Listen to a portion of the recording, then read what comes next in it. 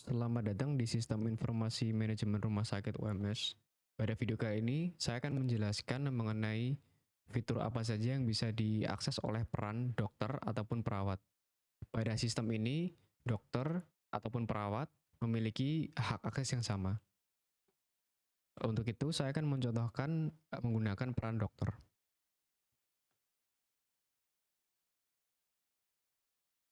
Untuk peran perawat, silakan login menggunakan user dengan peran perawat. Berikut adalah halaman setelah login. Untuk peran dokter atau perawat terdapat beberapa menu, diantaranya yaitu IGD, rawat jalan, dan rawat inap. Untuk menu IGD dan rawat jalan, ini sebenarnya sama. Yang membedakan hanyalah poliklinik. Pada menu IGD ini akan menampilkan seluruh pasien yang didaftarkan pada poliklinik IGD sesuai dengan dokter yang saat ini login. Sedangkan untuk menu rawat jalan, itu akan menyesuaikan poliklinik sesuai dengan dokter yang saat ini login. Karena menu IGD dan rawat jalan itu memiliki fitur yang sama, saya akan mencontohkan untuk rawat jalan. Di sini ada beberapa pasien yang sudah didaftarkan di sistem pada poliklinik umum. Di sini saya akan mencontohkan salah satu pasien, yaitu pasien dengan nama ini, pasien dengan nomor RM berikut. Di sini ada beberapa tombol aksi, diantaranya yaitu ada detail.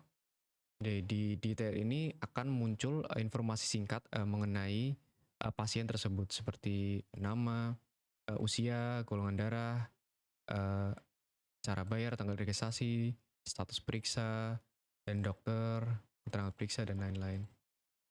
Kemudian ada menu rekam medis. Di sini akan menampilkan seluruh riwayat rekam medis pada pasien tersebut. Dan juga akan menampilkan informasi singkat mengenai pasien di sini. Di sini ada riwayat rekam medis yang pasien tersebut telah jalani. Kemudian saya akan klik salah satu riwayat rekam medis di sini. Klik aksi di sini. Nah, di sini akan menampilkan seluruh rekapan rekam medis mengenai pasien itu.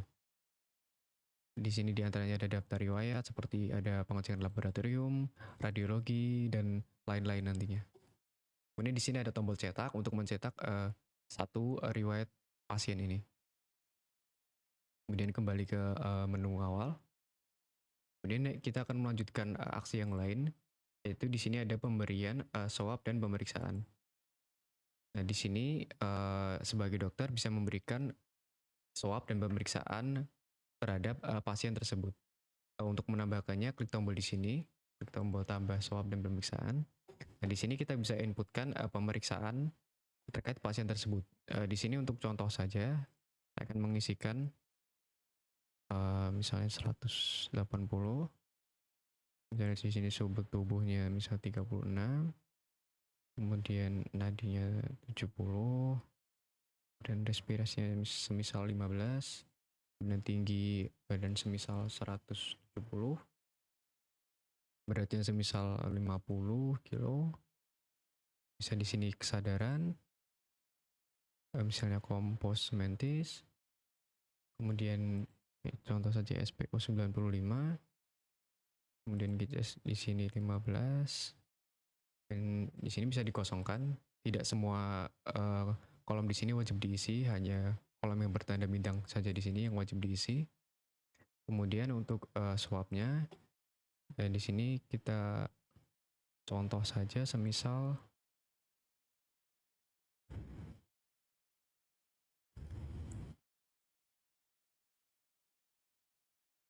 ini. Kemudian objektif, semisal contoh saja. Kemudian assessment, ini semisal ini. Kemudian contoh plan, mengisikan ini. Kemudian instruksi, semisal ini. Nah, untuk evaluasi bisa kita kosongkan. Kemudian klik simpan. dan data swab dan pemeriksaan tersebut berhasil disimpan. Nah, untuk di sini masih bisa diubah, dan cara mengubahnya bisa klik tombol di sini.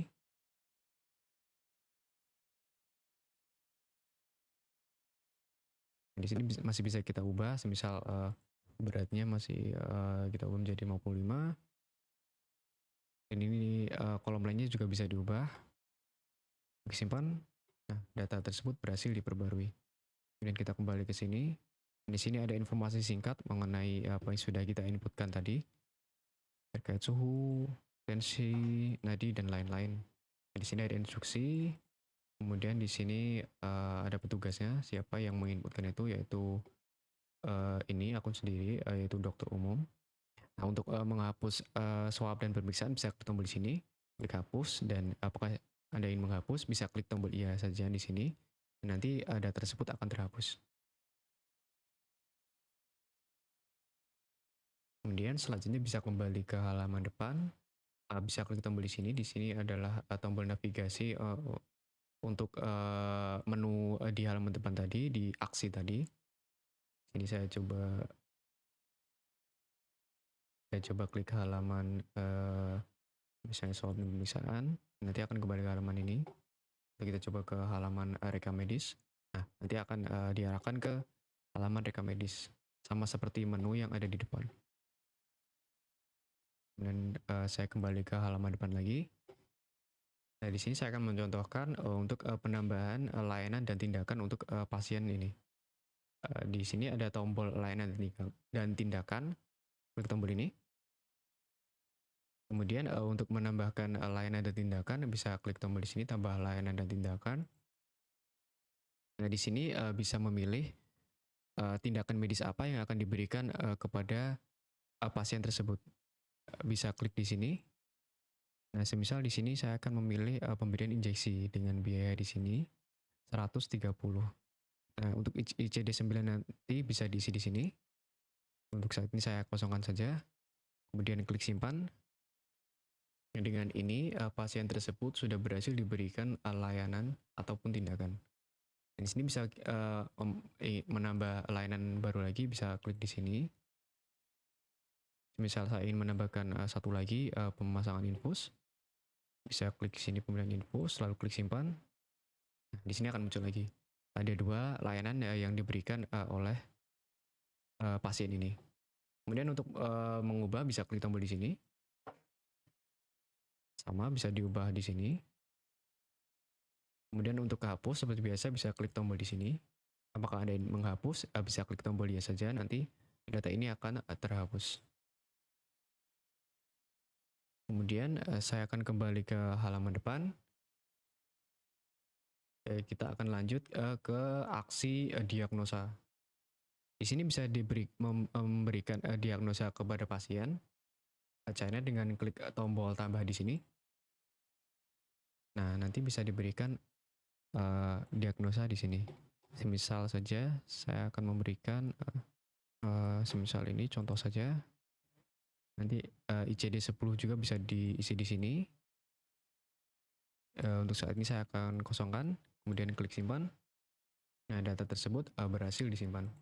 Kemudian apabila ingin menambah baru juga bisa. Saya contohkan lagi untuk misalnya untuk menambah diagnosa baru. Misalnya ini, klik simpan. Nah, nanti akan ada diagnosa baru di sini. Dan untuk mengubah juga sama seperti sebelumnya, klik tombol di sini. Apabila ingin mengubah di sini juga bisa. Apabila ingin menghapus juga sama, klik tombol hapus di sini. Apakah ini menghapus? Klik ya. Dan nanti datanya akan terhapus. Selanjutnya kita akan kembali ke halaman depan. Kemudian klik tombol aksi. Saya akan menunjukkan bagaimana cara pemberian obat kepada pasien tertentu. Klik pemberian obat dan PHP. Kemudian di sini bisa klik tombol tambah obat dan PHP. Nah, di sini bisa pilih obat yang akan diberikan. Di sini contoh saja, saya akan berikan obat 1 dengan jumlah semisal 2. Kemudian klik simpan. Pemberian obat dan PHP berhasil disimpan.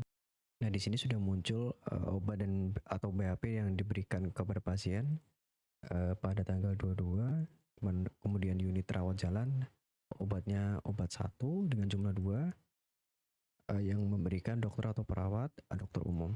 Di sini masih bisa kita edit di sini, klik tombol ini untuk edit. Misalnya kita ganti dengan obat lain, misalnya obat 2, kemudian jumlahnya semisal kita tambah menjadi 5. Kemudian klik simpan. Nah, data tersebut berhasil diperbarui. Bisa kita klik kembali di sini. Nah, di sini sudah menggunakan data yang terbaru. Kemudian untuk hapus masih sama seperti biasanya.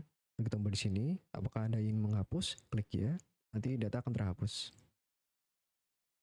Selanjutnya kita kembali ke depan lagi. Kemudian kita akan melanjutkan ke resep. Nah, di sini dokter bisa memberikan resep kepada pasien tersebut. Caranya untuk menambahkan, klik tombol tambah resep di sini. Kemudian kita bisa tambahkan, klik tombol tambah di sini untuk menambahkan data resep baru. Kemudian pilih nama, misalnya kita memberikan obat 1 dengan jumlah semisal 2. Kemudian kita coba ganti jumlah semisal 5. Dan aturan pakai, semisal kita klik ini, ada pilihan 3 kali setelah makan. Kemudian di sini bisa dituliskan keterangan. Untuk saat ini saya tidak memberikan keterangan di sini. Dan apabila data sudah benar, bisa klik simpan. Nantinya data ini tidak bisa diperbarui lagi. Kemudian klik simpan. Nah, resep tersebut berhasil diberikan kepada pasien. Dan di sini pasien bisa mengambil obat tersebut di apotek. Nah, di sini status resep diambilnya itu tertulis belum, karena di sini dari apoteknya belum memberikan obat kepada pasien tersebut. Nah, ini diperlukan aksi dari apoteker untuk mengubah data ini sehingga nanti data status resep diambil ini akan berubah menjadi sudah diambil. Nah, berikut adalah tampilan setelah apoteker memberikan obat kepada pasien. Dan di sini akan berubah menjadi statusnya sudah diambil. Tanggal pengambilannya di sini tanggal 22 Februari 2025 tanggal 4 jam 4, dan penanggung jawab atau pengambilnya itu dengan nama Jaka. Kemudian kita bisa kembali ke halaman depan lagi. Kita melanjutkan ke menu laboratorium. Nah, di sini dokter bisa meminta layanan laboratorium yang akan diberikan untuk pasien ini. Bagaimana cara menambahkannya? Bisa klik tombol di sini, tambah permintaan laboratorium. Kemudian di sini bisa kita pilih layanan laboratorium apa yang akan diberikan kepada pasien ini. Di sini misalnya saya akan contohkan permintaan layanan hematologi. Kemudian klik tambah di sini. Nantinya akan muncul layanan yang diminta di sini. Kemudian catatan, semisal ini opsional, bisa diisi atau tidak. Misal saya isikan tolong dicek. Kemudian jika sudah, kita bisa klik simpan. Apakah Anda yakin tindakan ini tidak bisa dibatalkan? Pastikan semua data telah terisi dengan benar. Klik ya. Nah, dengan ini data permintaan berhasil dibuat. Data permintaan laboratorium ini harus diproses oleh laboratorium. Jadi nanti di sini bisa statusnya ditolak ataupun diterima. Untuk detail mengenai layanan yang diminta, bisa klik tombol di sini. Nanti akan tampil detail mengenai permintaan layanan yang diminta oleh dokter tersebut. Di sini saya akan menunjukkan layanan mana yang ditolak dan diproses. Nah, untuk data yang di atas ini adalah contoh apabila dari laboratorium menolak permintaan layanan. Nah, di sini akan muncul statusnya ditolak. Kemudian apabila permintaan layanan laboratorium itu berhasil diproses atau diterima, nanti akan berubah status menjadi diterima. Nah, pada saat ini dari laboratorium masih melakukan proses pengecekan.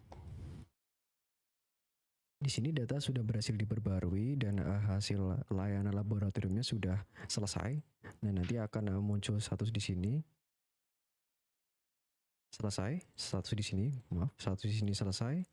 Dan di sini ada contoh hasil dari laboratorium. Seperti di sini contoh hemoglobin dengan hasil 16 dan rujukan 14, 17. Kemudian di sini bisa kita cetak dengan klik tombol cetak di sini. Lalu dia akan mencetak hasil dari pemeriksaan laboratorium.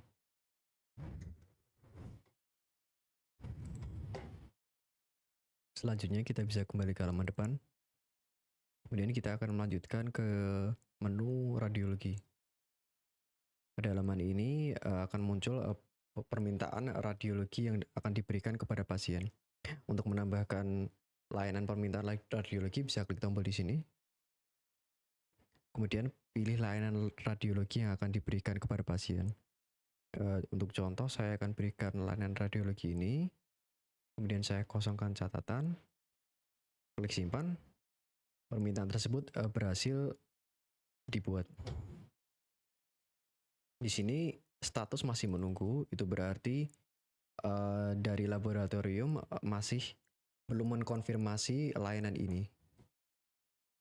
Berikut adalah tampilan yang sudah diperbarui. Di sini terdapat dua status, yang satunya ditolak, yang satunya diproses. Nah ini berarti permintaan layanan tersebut ditolak oleh laboratorium.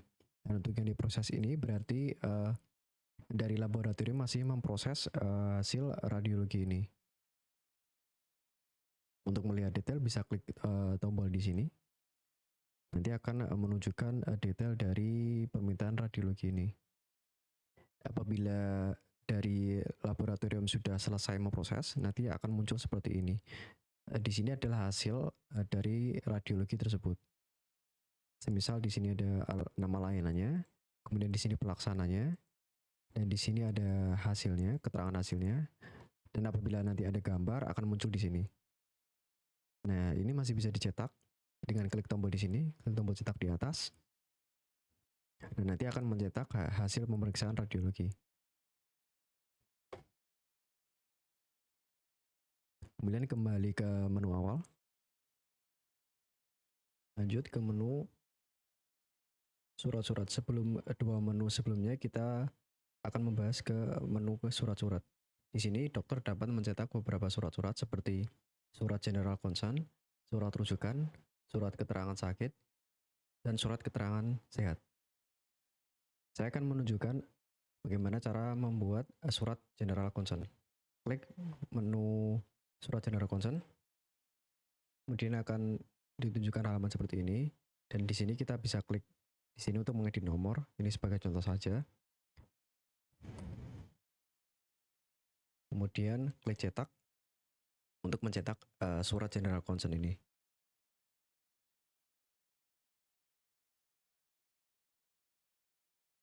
Selanjutnya, kita lanjut ke menu surat rujukan.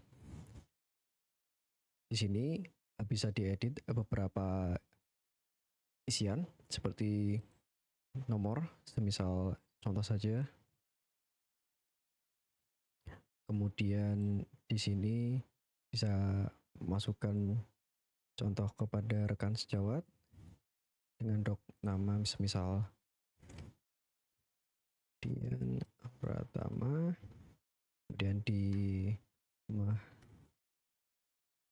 DRS Melati, tentu saja. Di sini dengan hormat mohon penanganan pengobatan lebih lanjut terhadap pasien tersebut di bawah ini, detail mengenai pasien, kemudian hasil-hasil penatalaksaan yang telah kami lakukan terhadap pasien tersebut sebagai berikut. Kemudian isikan beberapa yang harus perlu diisi di sini. Di antaranya anamnesis, sebagai contoh saja kita isikan semisal ini. Kemudian pemeriksaan fisik, contoh saja ini. Kemudian pemeriksaan penunjangan, Ini buat contoh saja. Klik di sini, ini terus kemudian diagnosis. Kemudian terapi mungkin bisa kita kosongkan saja. Kemudian isi alasan dirujuk, semisal seperti ini. Nah, jika sudah mengisi beberapa isian, kita bisa klik tombol cetak di sini untuk mencetak surat tersebut. Nanti tampilannya akan seperti ini.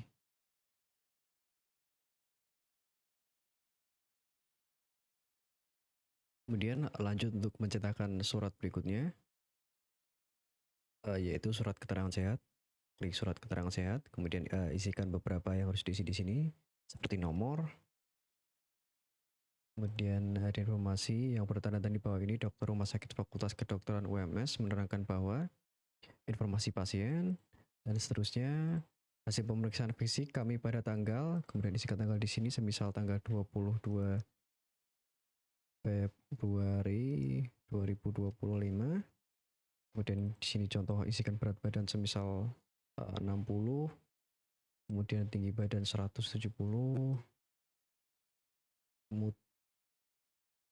kemudian isikan tekanan darah semisal contoh 80, 120, kemudian golongan darah semisal O, kemudian riwayat penyakit semisal contoh tidak ada.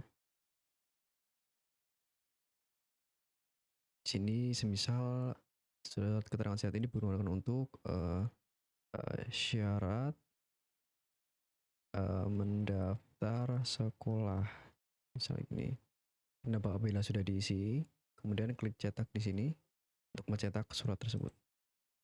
Yang berikut adalah tampilan cetak dari surat keterangan sehat. Selanjutnya ke surat yang terakhir, yaitu surat keterangan sakit. Kemudian klik surat keterangan sakit. Kemudian isikan beberapa isian di sini. Seperti nomor contoh saja. Kemudian yang bertanda di bawah ini, dokter umum menerangkan bahwa informasi pasien, kemudian berdasarkan hasil pemeriksaan klinis, laboratoris atau radiologi yang bersangkutan dalam keadaan misalnya sakit dengan diagnosa penyakit nyeri perut akut dan perlu istirahat selama 3 hari 3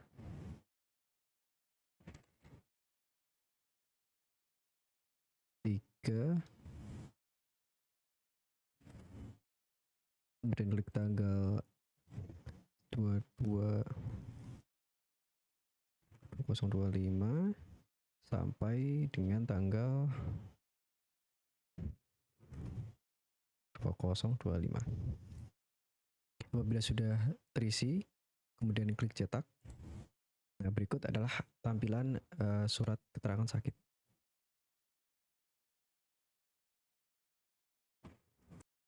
Selanjutnya kita kembali ke menu awal. Kita akan lanjut ke menu status periksa. Status periksa di sini adalah informasi apakah pasien ini sudah selesai diperiksa. Apabila sudah, klik sudah, kemudian bisa masukkan keterangan, klik simpan. Dengan status periksa sudah ini, itu berarti pasien ini siap melakukan pembayaran di kasir. Selanjutnya, kita akan masuk ke aksi rawat inap. Pada rawat inap ini, pasien di rawat jalan ini berarti akan dipindahkan ke rawat inap. Di sini terdapat informasi singkat mengenai pasien. Kemudian di sini ada kamar, kita harus pilih kamar di sini. Semisal kita pilih kamar anggrek kelas utama dengan harga 100.000 per hari. Kemudian kita pilih dokter, semisal kita di sini pilih dokter umum. Jika informasi sudah terisi, kemudian klik simpan. Nah, dengan itu pasien tersebut berhasil dipindahkan ke rawat inap. Dengan ini menu rawat jalan selesai. Selanjutnya lanjut ke menu rawat inap. Pada menu ini terdapat beberapa pasien yang sedang dirawat inap. Saya akan memproses pasien dengan nomor RM berikut. Untuk aksi di sini kurang lebih sama dengan yang dirawat jalan. Mungkin ada beberapa yang berbeda, yaitu catatan gizi dan menu keluar. Di sini saya akan mencontohkan untuk pencatatan gizi terhadap pasien ini. Klik cat gizi. Kemudian di sini kita bisa menambahkan catatan gizi untuk pasien tersebut. Dengan klik menambahkan di sini, klik tombol tambah di sini. Kemudian isikan catatan gizi. Sebagai contoh saja, misal kurangi konsumsi gula. Klik simpan. Catatan tersebut berhasil disimpan. Nantinya catatan ini nanti akan muncul di bagian gizi yang biasanya memberikan makanan untuk pasien. Kemudian kita kembali ke menu utama. Kita melanjutkan ke menu terakhir, yaitu menu keluar. Untuk menu keluar ini itu berarti pasien ini sudah siap untuk keluar. Bisa dipilih di sini ada beberapa status seperti sehat, rujuk, meninggal, sembuh, membaik, dan seterusnya. Di sini saya akan mencontohkan dengan status keluar, yaitu sehat. Kemudian klik simpan. Pasien tersebut berhasil keluar dari rawat inap. Dengan ini pasien siap untuk melakukan pembayaran di kasir.